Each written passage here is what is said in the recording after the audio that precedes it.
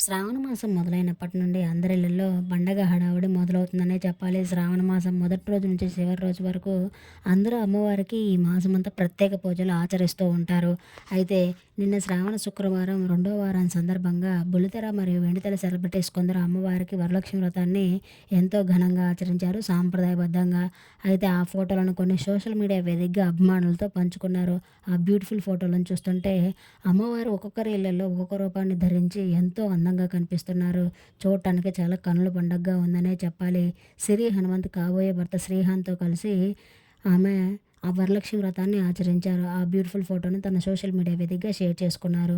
అంశు మరియు తేజస్విని. అంశు వరలక్ష్మి వ్రతాన్ని ఆచరిస్తే తేజస్విని తాంబూలానికి వెళ్లారట. హరిత జాకీ గారు అయితే ఈమె అమ్మవారిని అలంకరించడం చూస్తుంటే చాలా ఘనంగా అనిపిస్తుందనే చెప్పాలి. ఆ తర్వాత శ్రీదేవి విజయ్ కుమార్ గారు, ప్రీత హరి ఇలా చాలామంది వెండితెర సెలబ్రిటీస్, అల్లు అర్జున్ భార్య స్నేహ గారు కూడా ఆమె చెల్లితో కలిసి వరలక్ష్మి వ్రతాన్ని ఆచరించారు. ఆ బ్యూటిఫుల్ ఫోటోని చూస్తుంటే చాలా చూడముచ్చటగా అనిపిస్తుంది.